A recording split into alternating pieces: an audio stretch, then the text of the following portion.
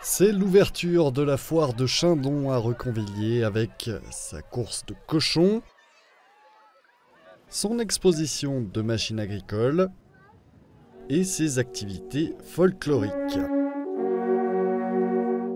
50 000 visiteurs et visiteuses sont attendus dans l'une des plus anciennes foires d'Europe. Elle a vu le jour au XVIe siècle, comme l'a découvert l'historienne Laurence Marty.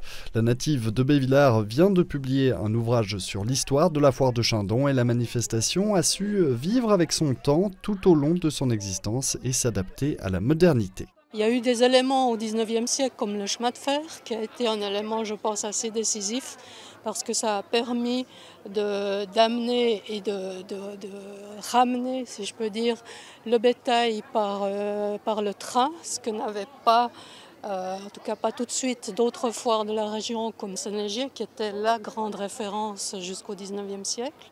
Une autre transformation plus récente cette fois, c'est le côté festif de la foire de Chindon. L'événement ajoute chaque année des activités au programme et est ainsi devenu une véritable fête populaire. Ce qui apparaît parfois comme une tradition est en fait une nouveauté, comme le folklore helvétique. Cette année, pour la première fois, l'amicale jurassienne des yodeleurs présentait ses activités sur le champ de foire. Une manière d'intéresser le public et de perpétuer ce patrimoine suisse. Ça fait partie de nos racines, c'est nous, c'est notre peuple suisse, c'est nos racines historiques et je pense que c'est dommage de perdre ce côté folklorique suisse.